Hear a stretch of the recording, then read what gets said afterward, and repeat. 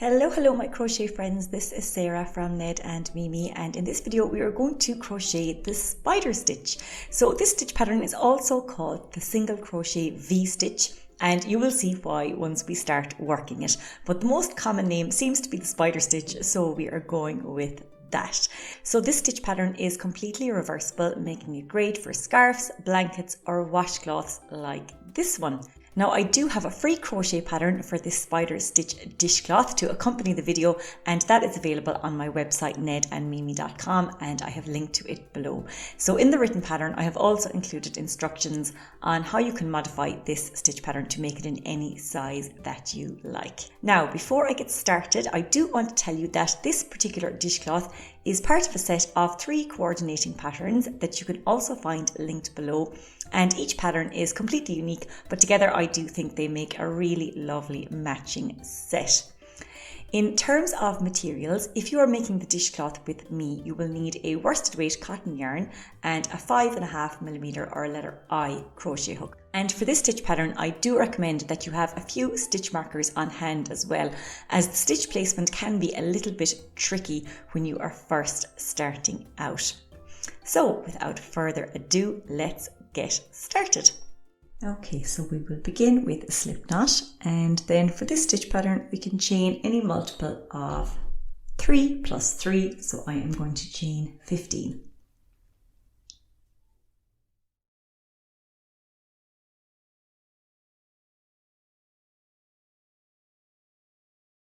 Okay, so now I'm going to skip the first chain from the hook and I'm going to single crochet into the second chain.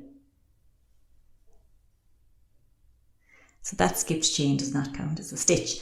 Now I'm going to skip the next chain and then I'm going to work a single crochet, a chain and a single crochet all into the next chain.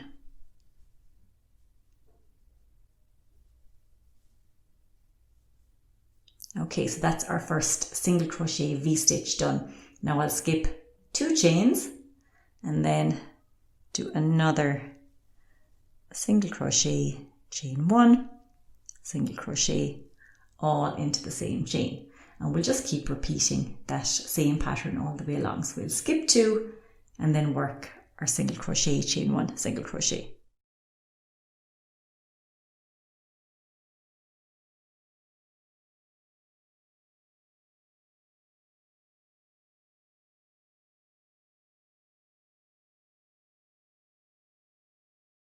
So now I just have 2 chains left to work into, so I'm going to skip the next one and then single crochet into the last.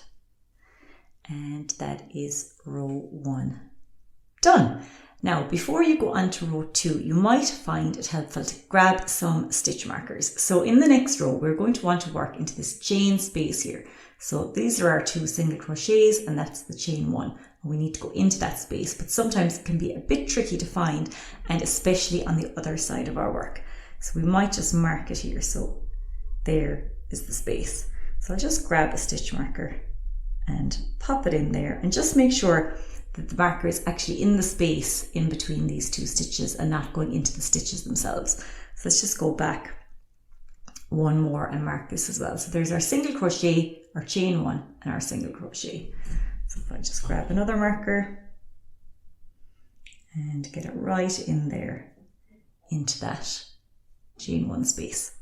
So let's just go straight into row 2 now. So we will chain 1 and turn, and that chain does not count as a stitch.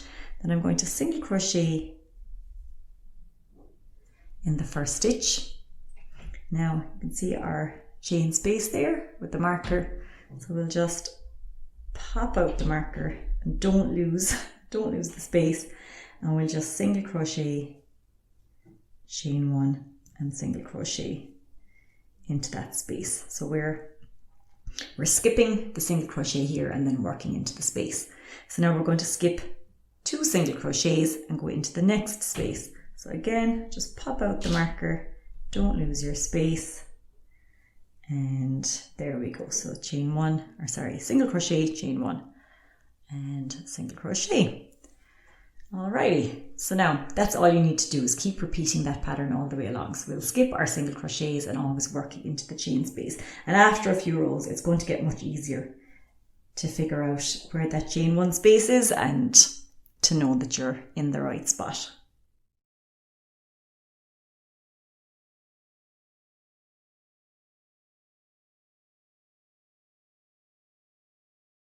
Alright, so here we are at the end of the row. So we've just got our single crochet here and another one there, and we're just going to finish off with a single crochet in the last. So skipping the second last one and doing a single crochet into the last.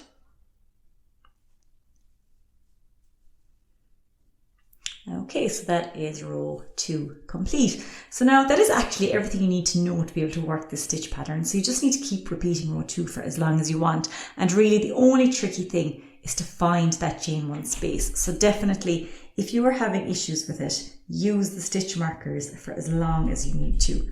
And I just find stitch markers so helpful. Anytime I'm unsure about stitch placement, I really think they can solve so many problems. So there we go. That is that second chain 1 space. So I'm just going to work one more repeat just so you can see how I work into those spaces. But basically that's it. That's everything you need to know.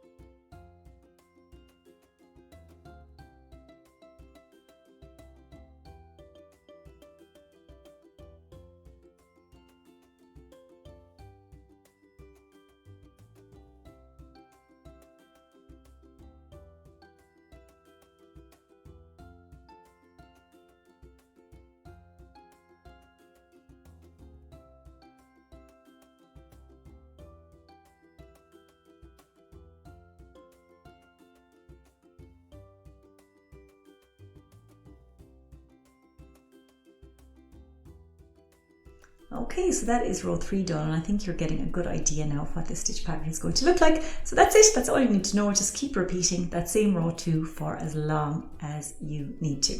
So here is my finished dishcloth, and you can see that I've also added a very simple single crochet border all around the edge for a nice, neat finishing touch. Thank you so much for watching, and if you do have a second to like this video and subscribe, that would be absolutely amazing. I have lots more free crochet patterns and tutorials on this channel and on my website nedandmimi.com, so do check those out. Happy crocheting and take care.